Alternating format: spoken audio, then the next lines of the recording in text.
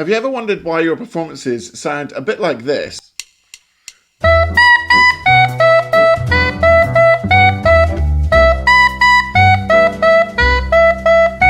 But you wish that they sounded a little bit more like this.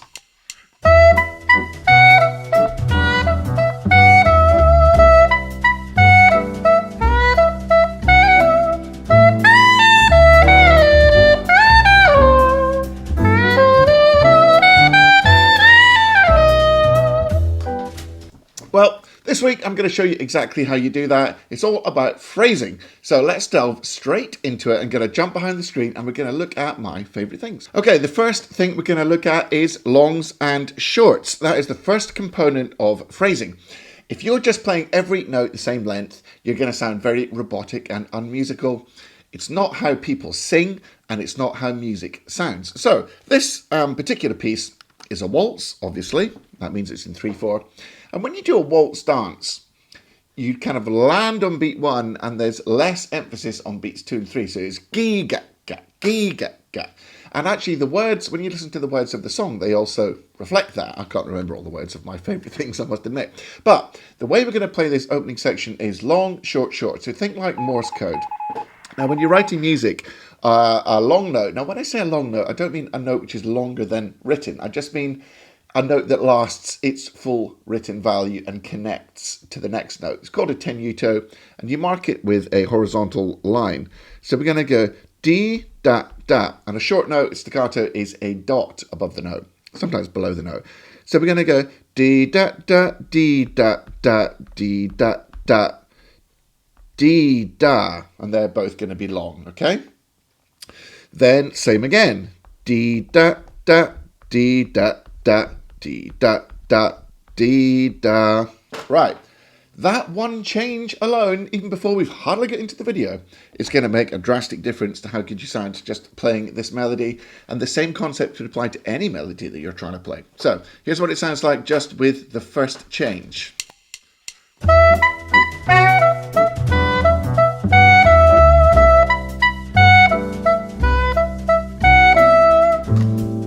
It's so hard not to add extra stuff like vibrato.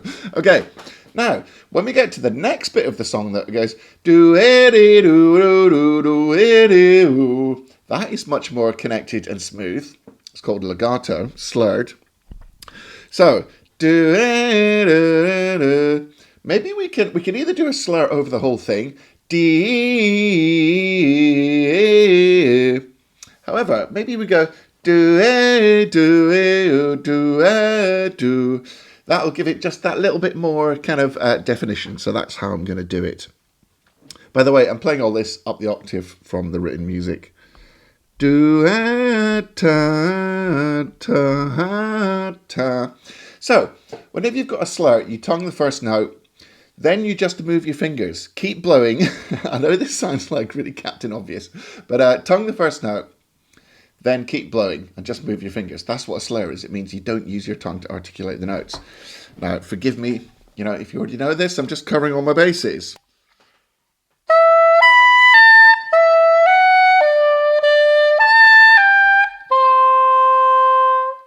All right, that's what that sounds like. Let's see if I'm at the right place in the backing track.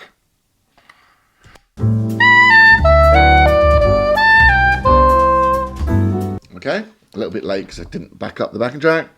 Da, da, da, da, da, da, da, do. Now, this is also smooth, but we can either do a slur over the whole thing, or do do do do do do do do do do do do do do, or we could gently tenuto tongue, you know, legato tongue each note, so it's articulated but still connected to the next one. That means a very light touch of your tongue.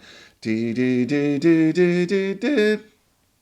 So let's just to, you know, show a bit of variety here. Let's do that. So we're going to do all these tenuto, okay, which means full note length.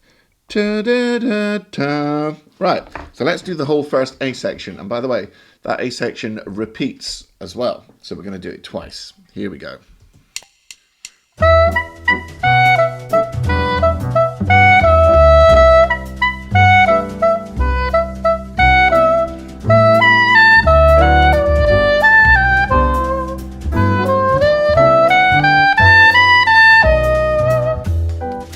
it sounds just a little bit choppy towards the end. Do, do, do, do, do, do, do. I think we're going to slur the very last 4 notes here. You know, this is work in progress. I'm just kind of workshopping it with you as we go. So that takes care of the whole first A section in terms of the longs and shorts, all right, the very basics. Then the next section is the same articulation wise as the beginning. And by the way, I forgot to say, you could probably do the first 8 bars in one breath. This is quite fast, but you'll need to take a breath there. Now, in case you hadn't got the memo, when you take a breath, you have to shorten the note before. If you just play the note to the full value, then take a breath, then come back in, the music's already gone. The train has left the station and you're going to be late. So, in fact, let's just be a bit granular about this. If you are going to take a breath, you have to leave a rest, all right? So, I've put a little rest in there where I take my breath. But from now on, I'm just going to do ticks. Okay, let's keep going with the pattern that we're doing, having talked about the breaths. And then there's your breath. And it's going to be like I did before, where there's a gap. You've got to leave a gap to breathe. Then, ta, ta, ta, ta. And let's just keep it the same, shall we? Ta, ta, ta, ta, ta, ta, ta. So we're going to slur all these. Now, we don't need to take a breath in marks in there because, look, there's a rest coming up next in the music. Right, so that I don't have to keep playing it, let's just keep moving on through the articulation. And remember, what we're doing is we're making this more musical, and we're going to add more musical elements in a minute. It's going to be color-coded, it's going to be super cool. Right, let's move on. Da, da, da. So, let's do these short. Now, to begin with your phrasing, what I'd like you to do is conduct what I call polarized phrasing. Now, polarization is when things become opposite, okay? Polar opposites. So, to begin with, I want you to concentrate on having short notes as short as you can, and tenuto long notes fully connected to the next note.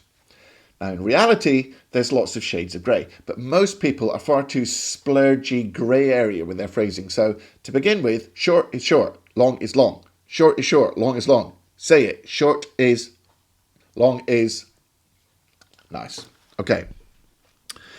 Da, da, da. Now then, here's a new technique which I'm about to introduce to you. I call it slurred staccato. And what happens is you're going to, look, I'm talking about this little bit here. You can see where we've got to, right? I'll get rid of that in a minute.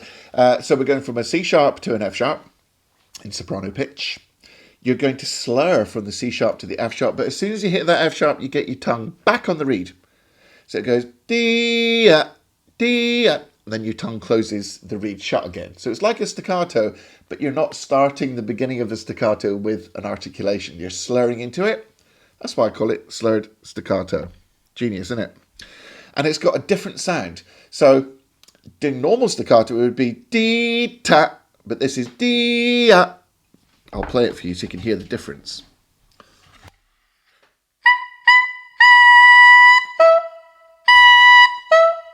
That's normal staccato. And that is slurred staccato. So I'll do normal staccato on the last note and then slurred staccato.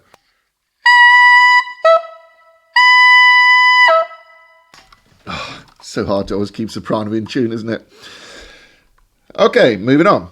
Ba ba ba da da dee do dee da dee da dee do da.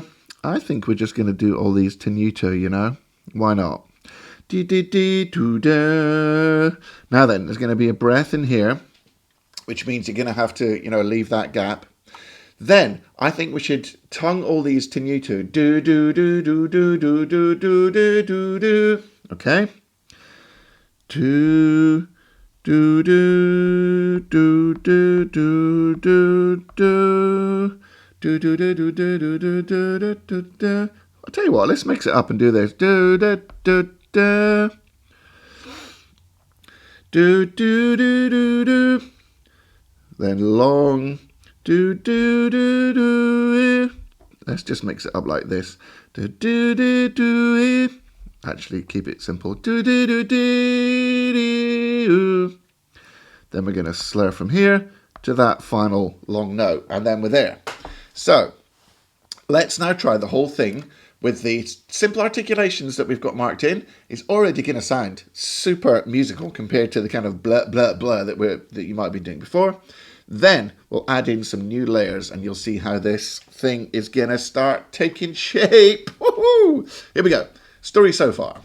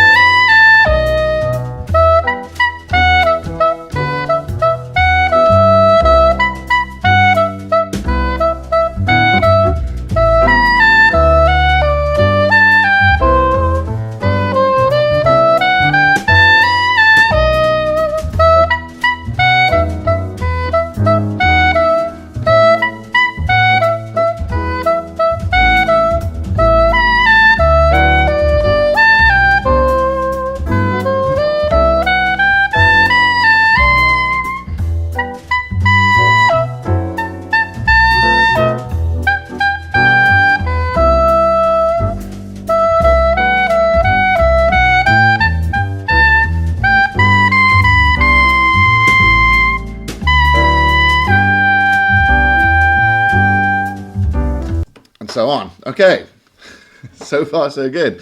Right, let's get a new color and let's talk about dynamics, okay? Because dynamics are what is really going to bring this thing to life as well. Right, sorry to interrupt. Two things. I'm going to make it real quick. First of all, if you're watching this and you're not subscribed to my channel, please subscribe, please subscribe, please subscribe. It does make a big difference and it's going to help me reach more sax players. So totally free. And like I keep saying, whenever you subscribe, the next read you get out of the box always works. It's universal law. And secondly, if you want a free resource, go and check out my free Saxophone Success Masterclass, which is a superb masterclass which can instantly move the dial on your playing. And it covers all sorts of cool stuff like technique and improvising and licks and tricks and embouchure, you name it, it's really cool. That's down there, you can see the link. All you got to do is fill in your email. It's completely free, it's yours. Let's get back to the lesson. Remember I taught you that when you do a waltz, you've got that strong beat on one, and then the weak beats. It's like you kind of, when you're doing the dance, anybody that's danced a waltz, you know, you kind of go boom, ka, ka, boom, ka, ka. I grew up doing Scottish country dancing, and you do this all the time where you kind of, you go room, and then you kind of up on your toes for the other two beats. This isn't really the sort of thing that you would mark into the music. You would just kind of do it intuitively. But let's get a slightly skinnier pen here. And what you're really going to do is you're going to accent the first note and then de-emphasize the second note, all right? So I'll just put that accent in. But really it could be a bit more like, let's call it mezzo forte, mezzo piano, and then back to mezzo forte. But you'd never mark all that in. You would just play it like da da da da da da da da da, okay? And then the other thing to do with dynamics is that when the music rises and falls, you naturally emphasize that with your dynamic as well. So, you know, there's a natural arc. You can always see it graphically in the music. Look, there's a natural arc to the music, and that's what you're going to do with your dynamics as well. Now, in order to give yourself somewhere to go, you have to back off. So let's just say that when we get to this section here, it's all a bit cramped, I know. Let's take it down to mezzo piano, and then you're going to crescendo up through this section, and then as it comes down, you're going to decrescendo like that. All right? So I'm just going to play the first A section with our dynamics, and let's see how that sounds. Let's just rewind the old backing track of Rooney. Here we go.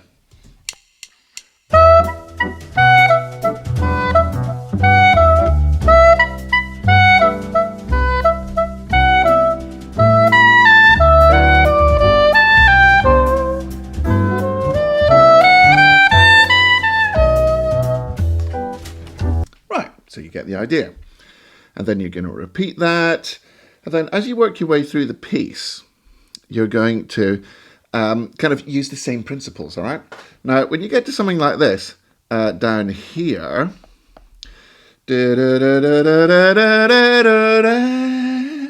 so again, even though the phrase doesn't necessarily go down, you could still taper off that note a little bit just to make it musical, okay? Now, there's a big climax to the tune.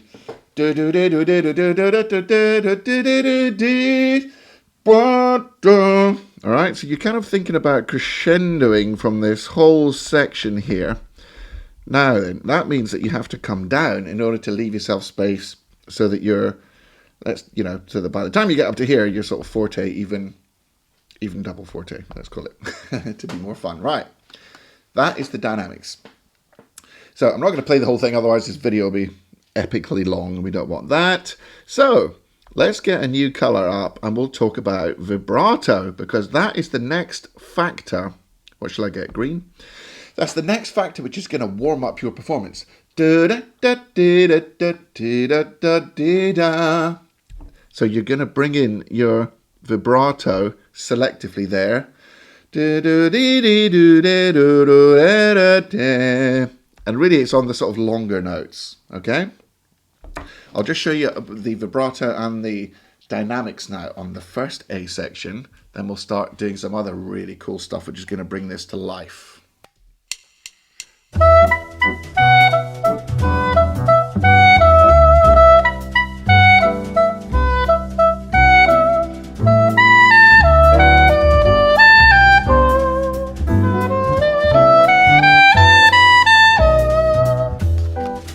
Okay, we've got our articulation. That is the building blocks. That's the Morse code of the song.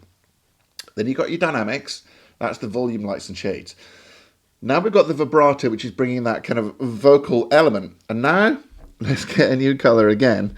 And we're going to do all the fun stuff. Now, where people go wrong is they try and go straight in with all the fun stuff. And I'm talking about scoops and glissandos and things like that. They try and do all that fun stuff before they've got the basics in place, okay? It's that beginnery thing that where you start scooping and bending every note, because you know intuitively that good sax players have that scoops and bends. And so you start to try and do it, but you haven't got any of the fundamentals in place, which is why you're going to sound, dare I say, amateurish. Sorry. All right. Now then, let's look at what we can do in terms of note shaping and glissandos and all that kind of fun, cool stuff. So let me just play it, which is the way that I would naturally play it.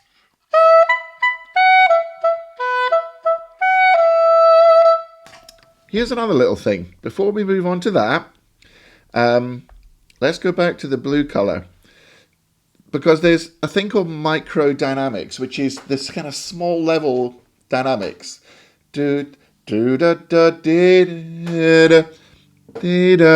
I would kind of crescendo into that note like this, and then come down like that, but then subtly swell again into the next phrase. All that is going on in all that little time. So you're going to go, and it gives it that little surge. It's like a beautiful little surge, which just kind of flutters your tummy as a listener. So I'll show you what I mean on that little moment.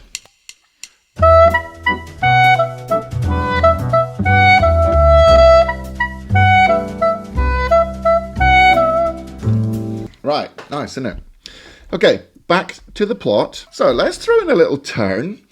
You can do turns when you go from a high note to a lower note. And when the line is going, you can't do a turn going up. You have to do a turn going down. I'm just going to mark in a little turn like that. You can hardly see it. You're going to go G sharp, A, G sharp, F sharp, ba, da, da, between those two notes. And you can actually keep your G sharp key down for the F sharp as well. Just a little technical thing here, which means you can go da, da, da, da, and keep your G sharp key down for the whole thing. Articulated G sharps, best thing about saxophone. You don't get it on clarinet and it's a nightmare. So, a little turn there. Then let's move on. So what we're going to do is we're going to do a scoop, a little scoopy scoop up to that. Oops, sorry, off screen. A little scoop up to the C sharp. I'm going to do a grace note from C to C sharp. And I'm going to smash my iPad. And I'm going to use my larynx to kind of smear that pitch. Okay?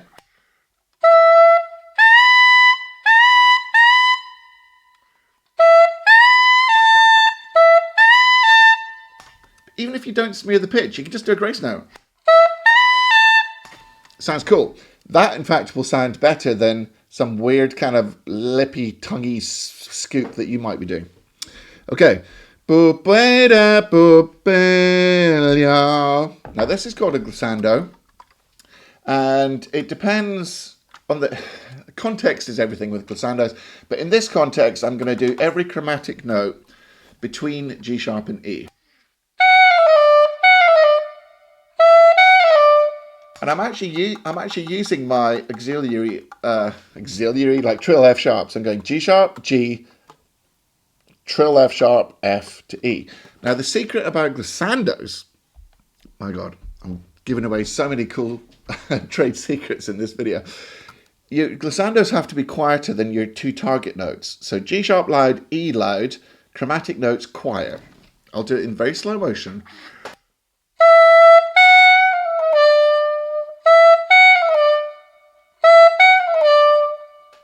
If you try and play every note the same volume, it's okay, but it's just not as good. Now, you'd think I'd do the same on the B, wouldn't you? But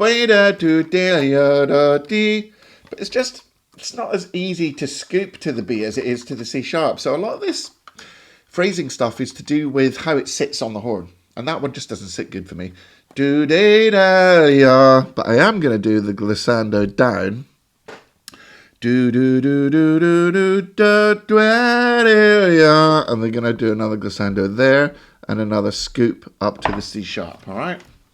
Look how congested this page is. It was just literally quarter notes with no markings.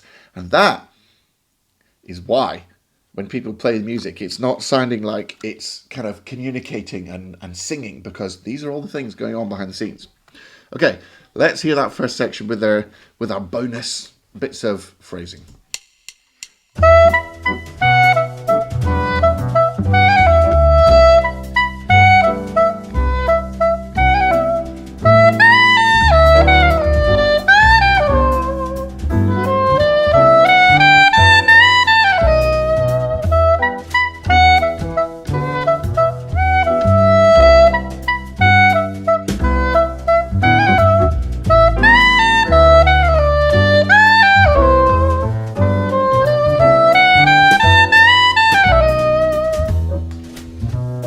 Okay, now not all the vibrato is marked in case you didn't realise already.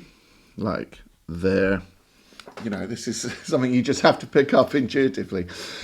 Back to the volume stuff. So, you would kind of crescendo into these and then back off.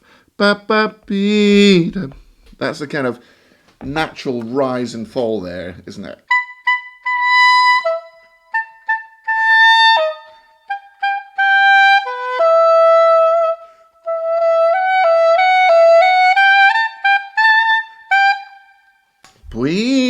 Let's go back to purple. We'll do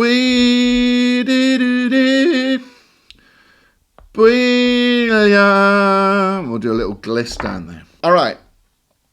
Here is the whole thing. And this isn't even the sum total of all the phrasing techniques that you can do. There's more to it. We haven't even talked about half tonguing yet, because this piece isn't really one that emphasizes, you know, half tonguing.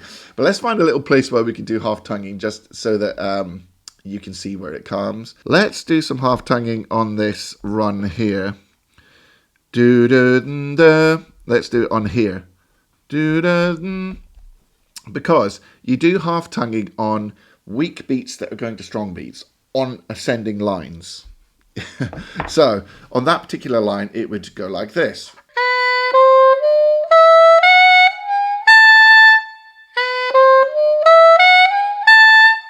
Now, half tonguing is when you leave your tongue on the reed, but not enough to stop the reed vibrating, and it just kind of muffles it. I've got videos on it.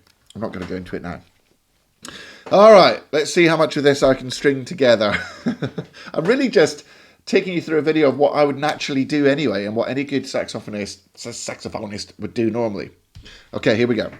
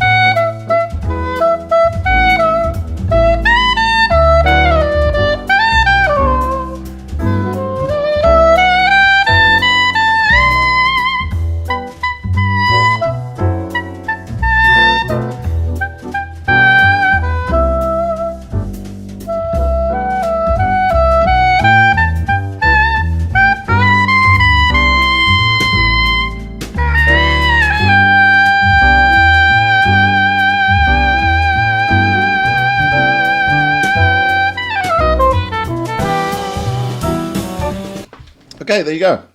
So, what you can see there is an absolute kaleidoscope of phrasing, and I haven't even thrown in everything there. But what I want you to understand is that phrasing is really important to make your saxophone sing. Now, I've got a whole program. Oh, I've got itchy headphone hair. I've got a whole program covering all this stuff. It's called Phrase Like a Pro. The whole program is based around the sort of thing that you've learned in micro today. The articulation, the phrasing, the extra elements, which are going to bring that music to life. Why? Because it sounds like the human voice. Once you make that saxophone sing, then people are really going to respond to your performances. All right, I'll leave a link for Phrase Like a Pro down there in the comments, in the description rather. And if you want something free, go and check out my free Saxophone Success Masterclass. That's yours for nothing. And if you want stuff like this week in, week out, and you want access to me and my funny little personality, if that's for you, join this, because you'll get as much of me as you want. Well, not quite, but you'll certainly get access to me that nobody else does. Join the Inner Circle. There's a free 7-day trial. You will not regret it. It's absolutely awesome, and you can hang out with other enthusiastic saxophonists from all around the world, and it's a great place to improve your playing, make new friends, and all that good stuff. Right, until next week, please make sure that you, I'm going to throw a new one in, make sure you subscribe. I guess it's down there. Make sure you subscribe. But above all, make sure that you practice hard, practice smart, and enjoy your music. Take it easy, guys.